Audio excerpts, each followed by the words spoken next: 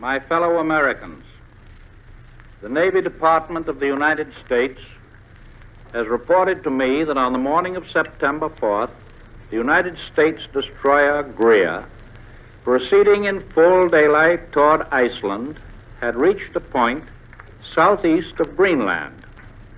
She was carrying American mail to Iceland. She was flying the American flag. Her identity as an American ship was unmistakable. She was then and there attacked by a submarine. Germany admits that it was a German submarine. The submarine deliberately fired a torpedo at the Greer, followed later by another torpedo attack. In spite of what Hitler's propaganda bureau has invented, and in spite of what any American obstructionist organization may prefer to believe, I tell you the blunt fact that the German submarine fired first upon this American destroyer without warning and with deliberate design to sink her. Our destroyer at the time was in waters which the government of the United States had declared to be waters of self-defense, surrounding outposts of American protection in the Atlantic. In the north of the Atlantic, outposts have been established by us in Iceland, in Greenland, in Labrador, and in Newfoundland. Through these waters there pass many ships of many flags. They bear food and other supplies to civilians, and they bear materiel of war, for which the people of the United States are spending billions of dollars, and which, by congressional action, they have declared to be essential for the defense of our own land. The United States destroyer, when attacked, was proceeding on a legitimate mission. If the destroyer was visible to the submarine when the torpedo was fired, then the attack was a deliberate attempt by the Nazis to sink a clearly identified American warship. On the other hand, if the submarine was beneath the surface of the sea, and with the aid of its listening devices fired in the direction of the sound of the American destroyer, without even taking the trouble to learn its identity, as the official German communique would indicate, then the attack was even more outrageous. For it indicates a policy of indiscriminate violence against any vessel sailing the seas, belligerent or non-belligerent. This was piracy. Piracy legally and morally. It was not the first nor the last act of piracy which the Nazi government has committed against the American flag in this war. For attack has followed attack. A few months ago, an American flag merchant ship, the Robin Moore, was sunk by a Nazi submarine in the middle of the South Atlantic under circumstances violating long-established international law, violating every principle of humanity. The passengers and the crew were forced into open boats, hundreds of miles from land, in direct violation of international agreements signed by nearly all nations, including the government of Germany. No apology, no allegation of mistake, no offer of reparations has come from the Nazi government.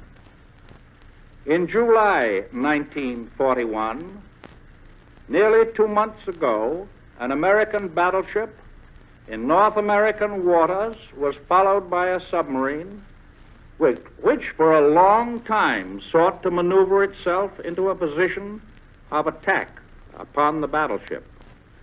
The periscope of the submarine was clearly seen. No British or American submarines were within hundreds of miles of this spot at the time, so the nationality of the submarine is clear. 5 days ago, a United States Navy ship on patrol picked up 3 survivors of an American-owned ship operating under the flag of our sister Republic of Panama, the steamship Cesar. On August 17th, she had been first torpedoed without warning and then shelled near Greenland while carrying civilian supplies to Iceland. It is feared that the other members of the crew have been drowned. In view of the established presence of German submarines in this vicinity, there can be no reasonable doubt as to the identity of the flag of the attacker. 5 days ago, another United States merchant ship, the Steel Seafarer, was sunk by a German aircraft in the Red Sea, 220 miles south of Suez. She was bound for an Egyptian port. So 4 of the vessels sunk or attacked flew the American flag and were clearly identifiable. 2 of these ships were warships of the American Navy. In the 5th case, the vessel sunk clearly carried the flag of our sister Republic of Panama. In the face of all this, we Americans are keeping our feet on the ground. Our type of democratic civilization has outgrown the thought of feeling compelled to fight some other nation by reason of any single piratical attack on one of our ships. We are not becoming hysterical or losing our sense of proportion.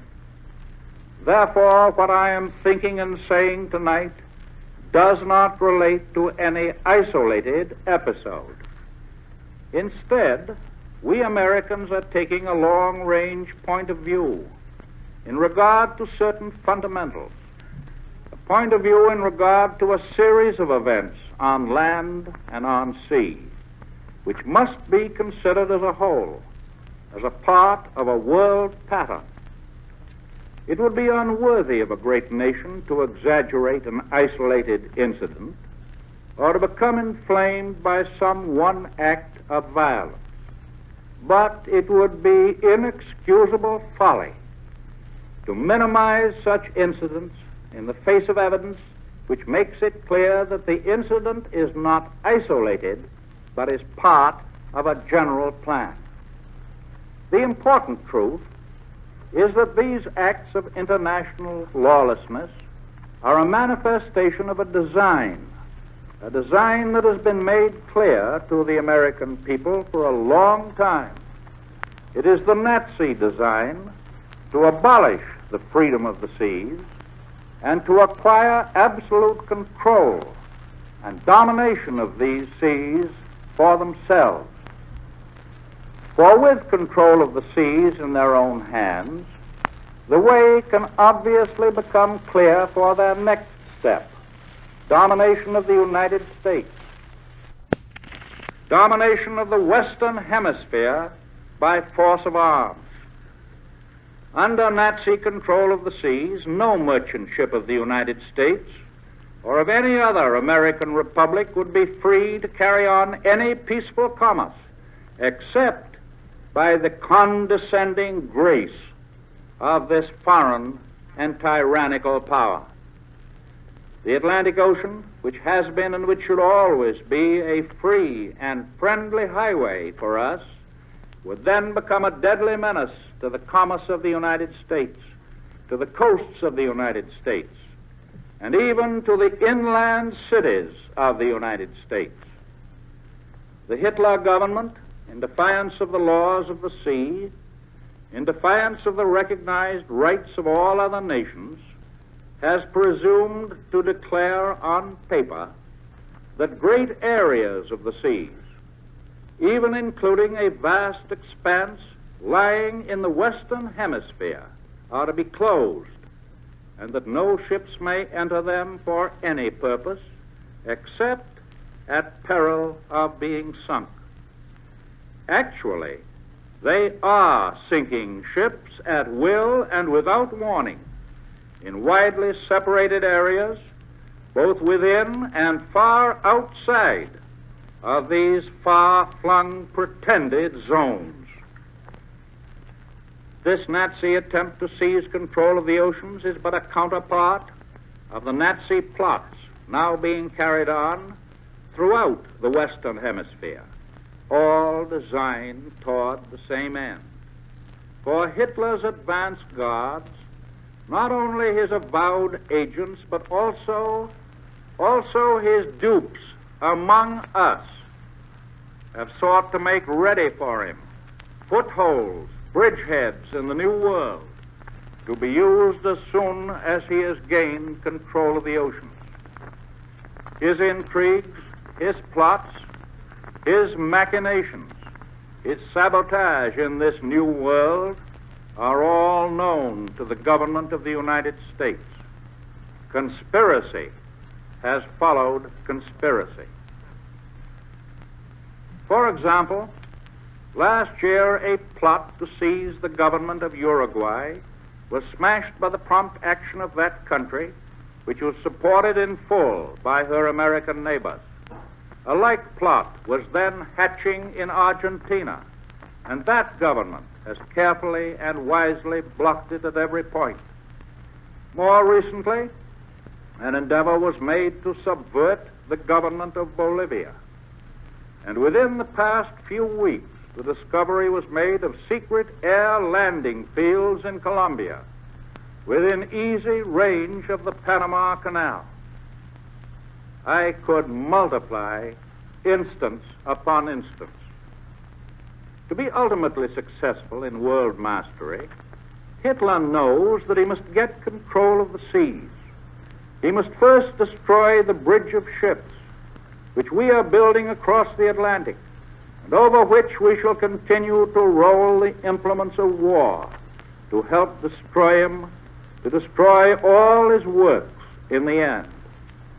He must wipe out our patrol on sea and in the air, if he is to do it. He must silence the British Navy.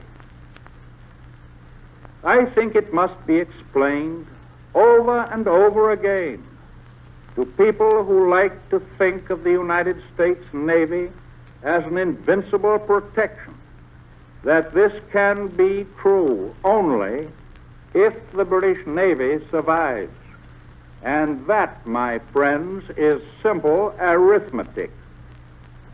For if the world outside of the Americas falls under Axis domination, the shipbuilding facilities which the Axis powers would then possess in all of Europe, in the British Isles, and in the Far East would be much greater than all the shipbuilding facilities and potentialities of all of the Americas. Not only greater, but 2 or 3 times greater, enough to win. Even if the United States threw all its resources into such a situation, seeking to double and even redouble the size of our Navy, the Axis powers in control of the rest of the world would have the manpower and the physical resources to outbuild us several times over. It is time for all Americans, Americans of all the Americas, to stop being deluded by the romantic notion that the Americas can go on living happily and peacefully in a Nazi-dominated world. Generation after generation, America has battled for the general policy of the freedom of the seas. And that policy is a very simple one, but a basic, a fundamental one. It means that no nation has the right to make the broad oceans of the world at great distances from the actual theater of land war unsafe for the commerce of others. That has been our policy, proved time and again in all of our history. Our policy is applied from the earliest days of the Republic and still applies, not merely to the Atlantic, but to the Pacific and to all other oceans as well. Unrestricted submarine warfare in 1941 constitutes a defiance, an act of aggression against that historic American policy. It is now clear that Hitler has begun his campaign to control the seas by ruthless force and by wiping out every vestige of international law, every vestige of humanity. His intention has been made clear. The American people can have no further illusions about it.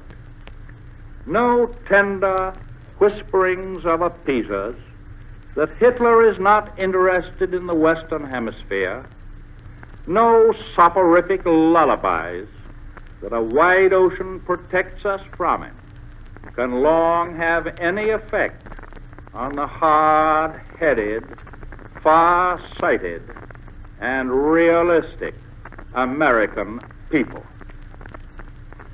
Because of these episodes, because of the movements and operations of German warships, and because of the clear, repeated proof that the present government of Germany has no respect for treaties or for international law, that it has no decent attitude toward neutral nations or human life, we Americans are now face to face, not with abstract theories, but with cruel, relentless fact.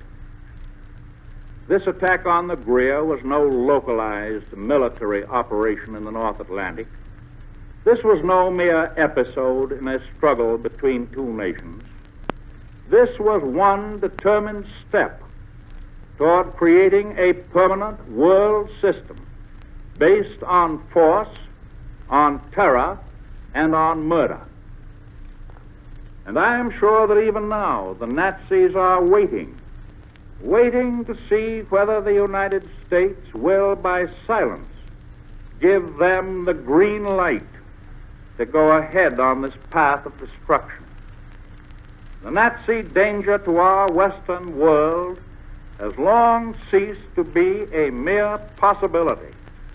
The danger is here now, not only from a military enemy, but from an enemy of all law, all liberty, all morality, all religion.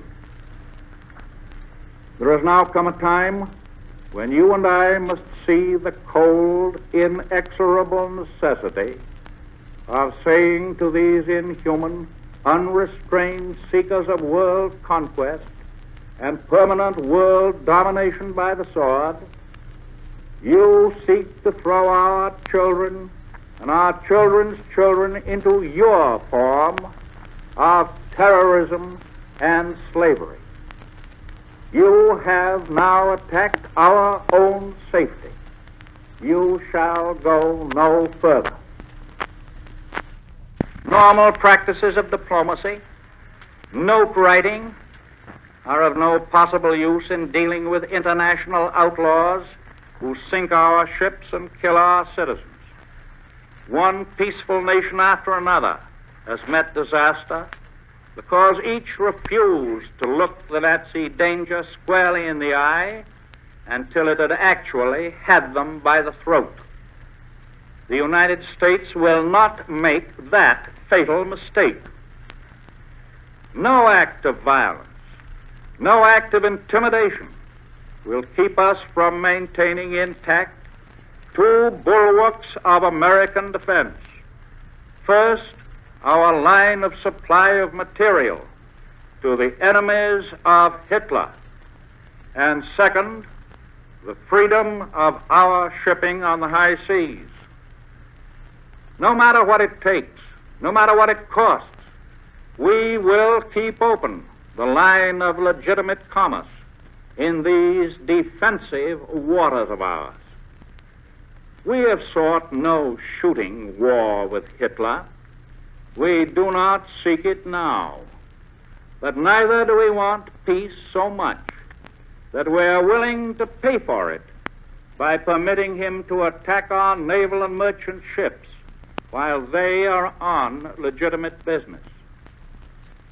I assume that the German leaders are not deeply concerned tonight or any other time by what we Americans or the American government says or publishes about them.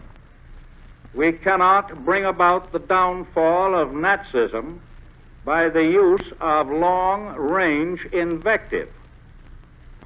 But when you see a rattlesnake poised to strike, you do not wait until he is struck before you crush him. These Nazi submarines and raiders are the rattlesnakes of the Atlantic. They are a menace to the free pathways of the high seas. They are a challenge to our own sovereignty. They hammer at our most precious rights when they attack ships of the American flag, symbols of our independence, our freedom, our very life. It is clear to all Americans that the time has come when the Americas themselves must now be defended. A continuation of attacks in our own waters, or in waters that could be used for further and greater attacks on us, will inevitably weaken our American ability to repel Hitlerism. Do not let us be hair splitters. Let us not ask ourselves whether the Americas should begin to defend themselves after the first attack, or the 5th attack, or the 10th attack, or the 20th attack. The time for active defense is now.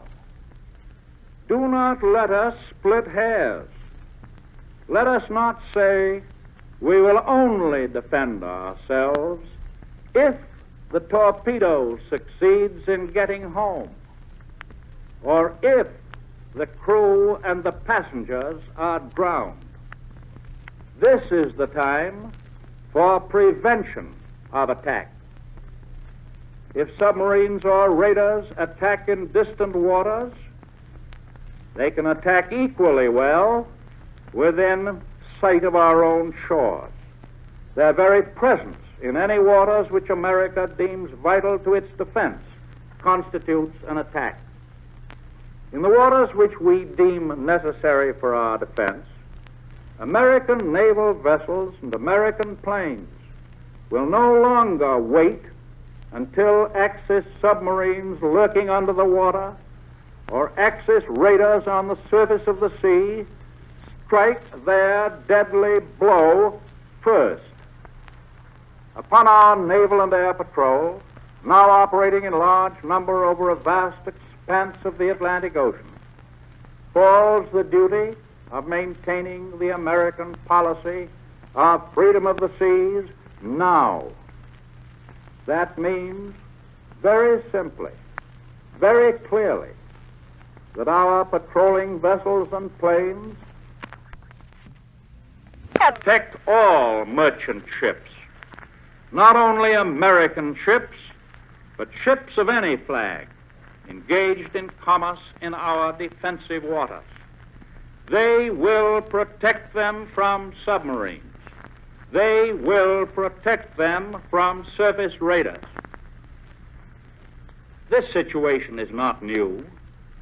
The Secretary of the United States, John Adams, ordered the United States Navy to clean out European privateers and European ships of war which were infesting the Caribbean and South American waters, destroying American commerce. The third President of the United States, Thomas Jefferson, ordered the United States Navy to end the attacks being made upon American and other ships by the corsairs of the nations of North Africa. My obligation as President is historic. it is clear. Yes, it is inescapable. It is no act of war on our part when we decide to protect the seas that are vital to American defense. The aggression is not ours. Ours is solely defense. But let this warning be clear. From now on, if German or Italian vessels of war enter the waters, the protection of which is necessary for American defense, they do so at their own peril. The orders which I have given as Commander-in-Chief of the United States Army and Navy are to carry out that policy at once. The sole responsibility rests upon Germany. There will be no shooting unless Germany continues to seek it. That is my obvious duty in this crisis. That is the clear right of this sovereign nation.